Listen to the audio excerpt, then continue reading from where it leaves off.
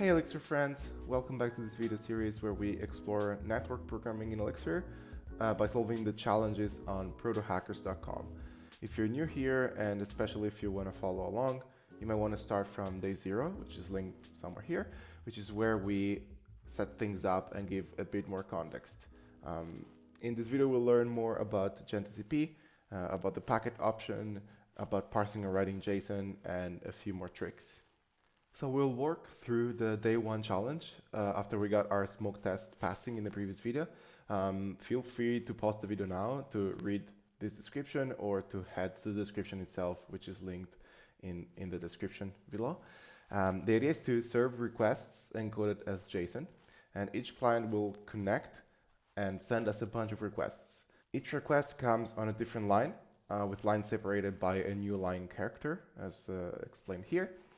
As soon as we get a complete request, we'll send the response to that request right away.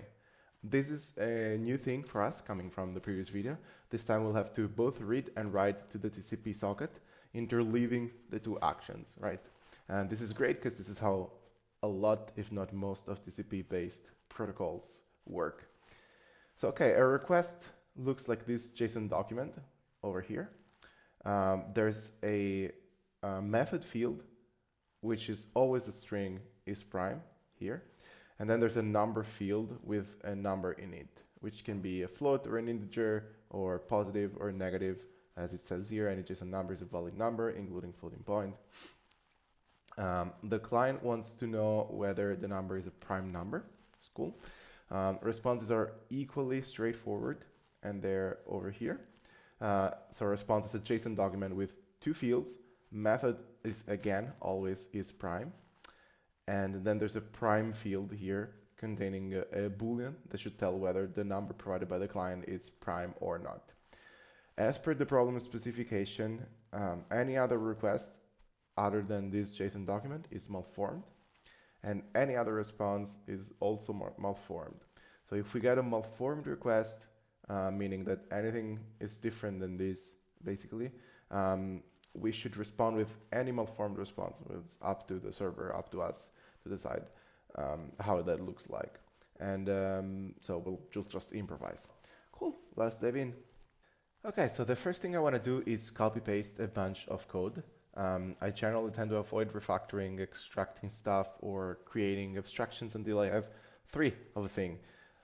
It kind of seems like the smallest number of things that will let me have an idea of what the common parts to abstract are. So in this case, I'm just going to go copy the echo servers from the previous video into a new prime server. So I'm just going to go with this echo server, and I'll copy this into protohackers/prime server.ex. Then I can go and open the prime server, and it looks exactly the same. Let's go and remove things we don't need here. The first thing I'm going to do is rename this to a prime server.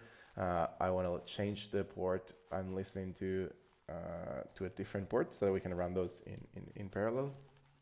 I want to change the log here to say starting prime server on port 5002. Great. The architecture will be exactly the same.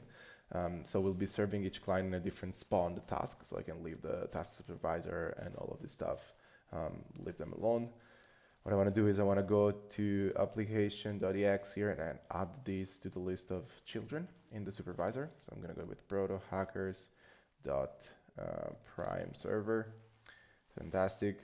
And I am going to wire this up, try this out, and see if everything's going good. Okay, so it's working and it's not creating problems. And if I try to use it as a echo server on port 5002, it's working as well. So we're good. Okay, so the first thing we want to do is get a line from the client. How do we do that? Well, we could read all available bytes, see if there's a new line in there, and return a line when the new line is there, buffering the rest. So that's an option for sure. However, GenTCP sockets have a nice packet option. This option basically delegates some encoding and decoding logic to GenTCP, And this packet option has a lot of possible values. Here I am in the documentation for inet.setups, and you can see here the packet option, and there's a lot of possible values, all of these over here. The one that we're interested in, we won't really cover any of these, but the one that we're interested in is definitely line, which sounds pretty promising. So if I pass packet line when starting the listen socket, packet line over here, then GenTCP will only return one line at a time. Okay, so let's use this option. And let's start by trying to echo back full lines instead of echoing back anything that gets sent to us until the socket is closed, which is the code that we have here right now. So what we want to do, we want to start by going to the handle connection function, which is the only thing that we're going to kind of deal with. We don't really need a buffer and a buffered size anymore here, so I'm going to remove these from here and from here. Let's get rid of this stuff. And then we can rename this function. Instead of calling it receive until closed, let's just call it echo lines until closed. It's a better name for now. And then we want to change these. So if we receive here, we don't really need to do anything with the data anymore. So I'm just going to go ahead and remove this and say that this is enough. And then, so basically we want to echo lines back to the client until the client closes the connection. And then we close the connection too, right? So let's go rewrite this echo lines until close function. I don't need the limit anymore. Don't need the buffering anymore for now. We'll just leave that alone. We still would want to probably have some sort of buffer overflow error, but we're not going to go into. We covered that in the previous video, so we're not going to go into that right now. So let's go and change the case over here. So we're still receiving all available bytes, which when the packet option is set to line, it means until a new line character. We still want a timeout over here. We don't want to the buffer overflow case. Well, we said that we're going to gloss over that for now.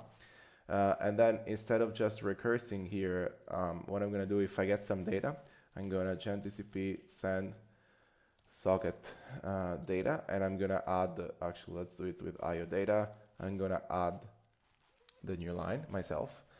And then we're going to say that if the error is closed, so if the socket has been closed, we can just return OK instead of sending data back. Also, what we want to go here is, what I do here is just recurse. The reason I'm adding a new line over here is in the documentation for inet setups, especially specifically for the packet option, and where it says packet line, the documentation says these packet types only have effect on receiving. When sending a packet, it is the responsibility of the application to supply a correct header, meaning that it's our responsibility to encode according to this packet format. So we are the ones that are supposed to add the new line over here. And this is looking pretty good. We can add a debug log here that says debug received data, inspect data to show that it's a full line. Then we send the data back, and then we echo, and then we kind of go back into the recursive. And so we can try this out. Let's use netcat again. I will just run the application again. I'll go back to my other shell, and I will try to echo a new line over here. It echoes back foo, and there's a new line in here. You can tell by the more space than before.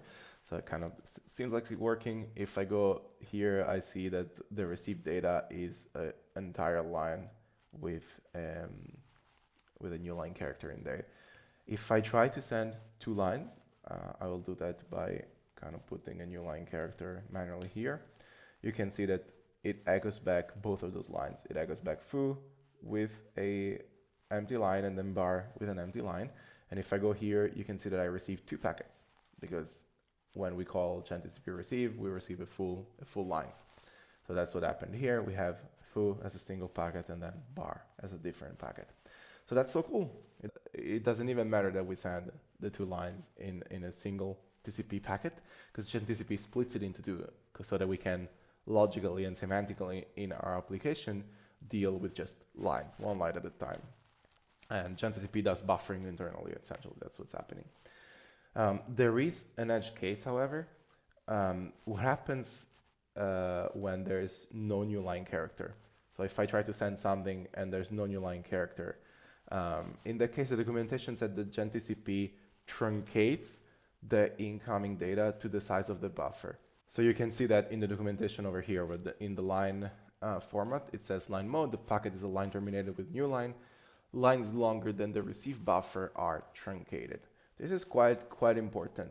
Why? Because it means that we can't always have the guarantee that the line that gets to us will be a full line and will not be something that's been truncated. It's a good approach for security reasons, you know, where we're not going to get too much data. We're always going to cut to the maximum receiving buffer size, but it's still something we want to deal with in our case. So what we can do, though, initially is to just figure out what's the receive buffer now, right? To get an idea if it's enough or not. And to do that, I'm going to just, when we start the server, I'm just going to use dbg to figure it out. I will use the inet get opts function, which takes the socket. Actually, I have to move it over here because I need to have the socket. It takes the socket and it takes some options that we're interested in. And for us, it's going to be buffer. And if I restart the application, it's going to log this. So this is it, right? And I see that the buffer is set to 1,460 bytes. That doesn't seem like a lot. So what we can do is we can just bump this up a little bit. So we can pass this as an option over here. And we can say that the buffer is maybe 100 kilobytes more or less. Let's do 1024 times 100. So 100 kilobytes. If I run this again, the dbg should be updated. So now this is 100 kilobytes. So everything seems to be working well. I can remove this dbg statement. That's good. So what if instead we don't send a complete line? So if I echo something, so let me restart the server. And if I echo something that doesn't have a new line in it, which I'm going to do by using some echo options. So nothing gets echoed back and there's no log that's saying the data came, right? So as you can see, that's just how it works. Let's go TCP receive, the call to TCP receive over here. Doesn't return anything since we didn't receive a complete line yet. And the connection is closed before the line is complete. So TCP just never gives us any data back. So that's just good to know. Okay, so now it's time to actually do something with these lines. And we want to parse JSON. So let's grab a JSON library from X. I go to mix.exs. I like to do mix.hex.info. We'll use the JSON as the JSON library. And mix.hex.info gives me kind of the line that I want to copy with a good late version. So I'm going to just get rid of this, put JSON in here, and run mix.deps.get. That's great, fantastic. And now it's time to parse the incoming JSON. So we can start by splitting it back, just so that we'll also be able to write a small test. And we'll try to decode the data as JSON and bubble up the error if that fails for now. And if it succeeds, we'll just re-encode the data as JSON and send it back to the socket. So when we get some data, it's going to look a little bit different now. We're going to try to parse it with JSON decode. And if this is, good JSON, then let's move the log here and say receive data, and we inspect the JSON instead. We send the data back, but we send it as JSON.encode JSON, just so that we are kind of exercising all of this stuff. And then we go back to recursing. If there's an error here with a reason, we can spit it out as an error, logger debug. I'm just going to use the bug now so we don't clutter the logs too much. Received invalid request, inspect data.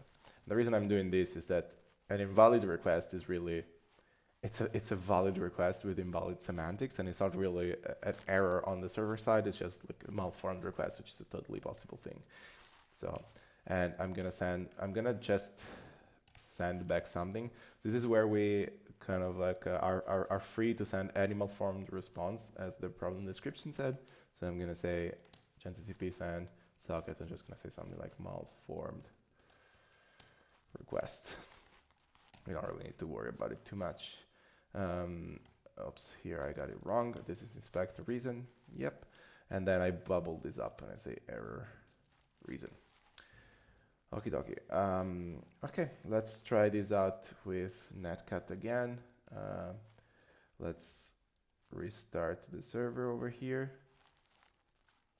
Okay, and let's echo some, like an empty JSON document, for example. We get back an empty JSON document and we see that this is parsed correctly. So let's put some data in here. Maybe as a JSON document, we say foo1 gets out correctly. So it seems like everything's going good. Let's try method is prime, which is what we have from the problem description, number 7. I just get this back and the JSON is parsed correctly. So it seems like we're good. Okay, let's add a test for this. So let's, it's mostly gonna look like the test that we wrote in the previous video. So what I'm gonna do is I'm gonna create a new file, Protohackers prime server test.exs.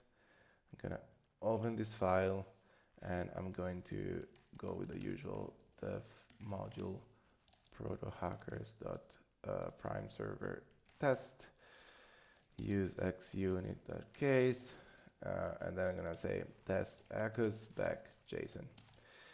And I'm gonna have the same thing that I had before, essentially, where I start a socket with gentcp.connect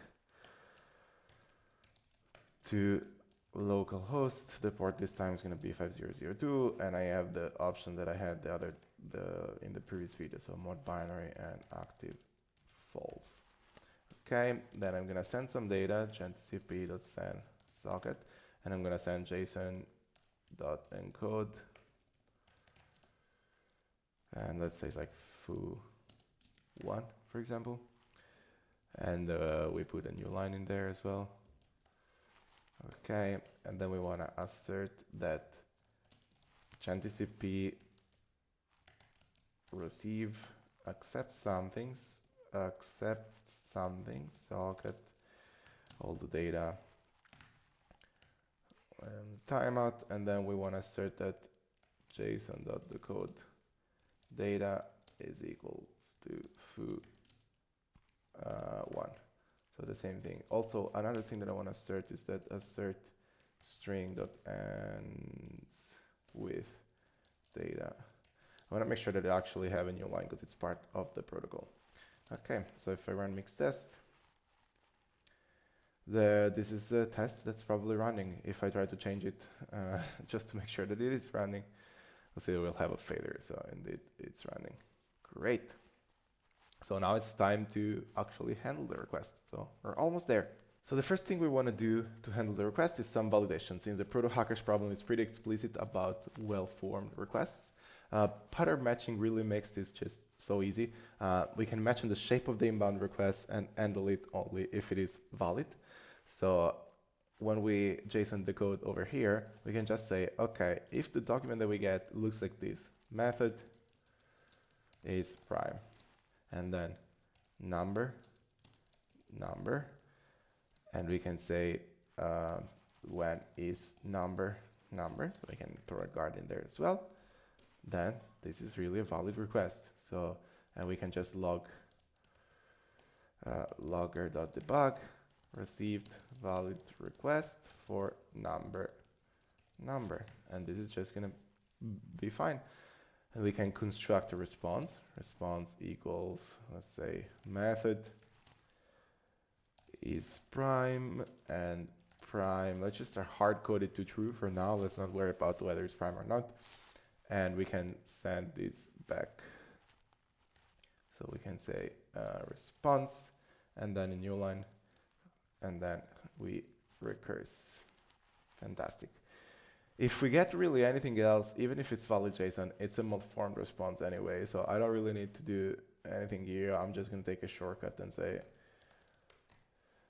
okay, so if we get anything else, we say received invalid request, I inspect this, I send back malformed request, and I just return error invalid request.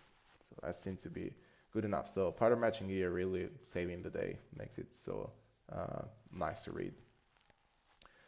Great. So let's write a test for this now. If I try to run tests now, it shouldn't work because the errors may be a little bit obscure, but what's happening essentially is that this is returning data here is equals to malformed request instead of being a JSON document. So, and then it says unexpected byte at position 0M, which is the start of malformed request. So we can fix this up by actually sending the right data over here. So I'm going to say method is prime number 7, for example. I'm using atoms anyways, it's going to be encoded in the same way, so it doesn't really matter.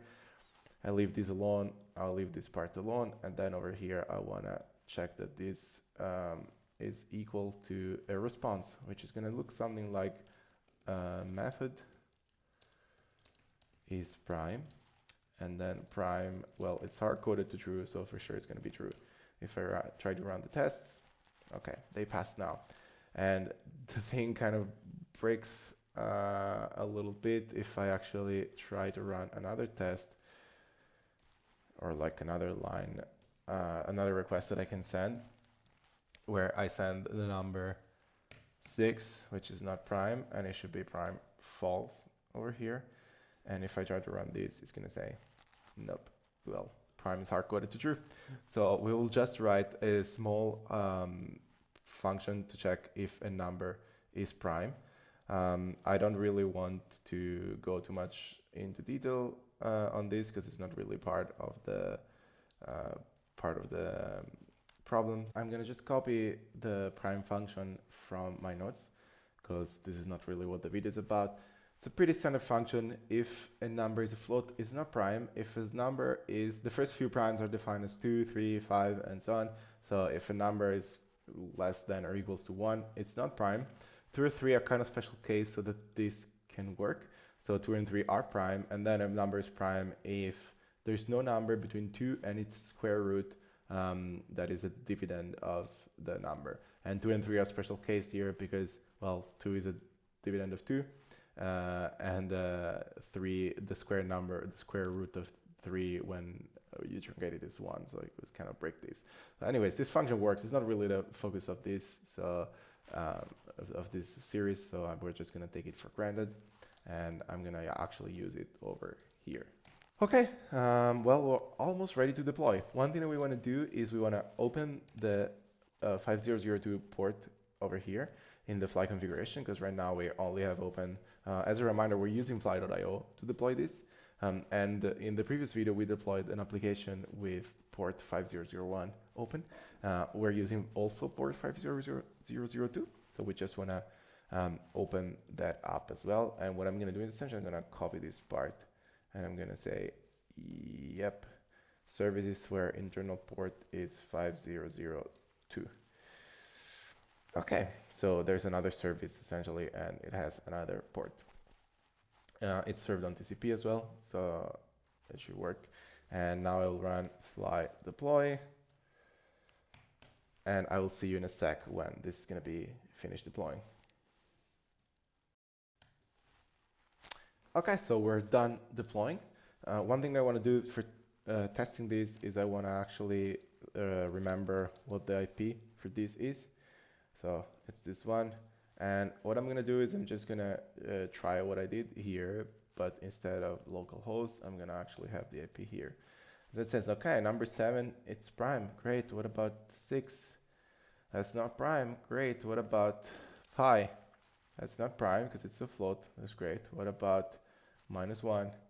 Not prime. What about 31? Prime, okay, seems like it's working. What about if I send number, not a number? Malformed request. Okay, so it really looks like it's working. So let's go test this out in Protohackers. Okay, so we're on protohackers.com. Let's try this out and see if it passes the challenge. We have our IP address and the port is going to be 5002. Let's run some checks. We're going to see that it does a bunch of stuff. It handled all 25 requests correctly for something, then the 4,000 requests correctly, the concurrent ones, and then there's a bunch of, I can guess here, but they seem like a bunch of malformed requests, well-formed requests as well, and everything's passing. Okay, great. So another day, another problem solved. Today's problem really taught us how to deal with, well, two-sided connections, which is when we both write and read from an open socket.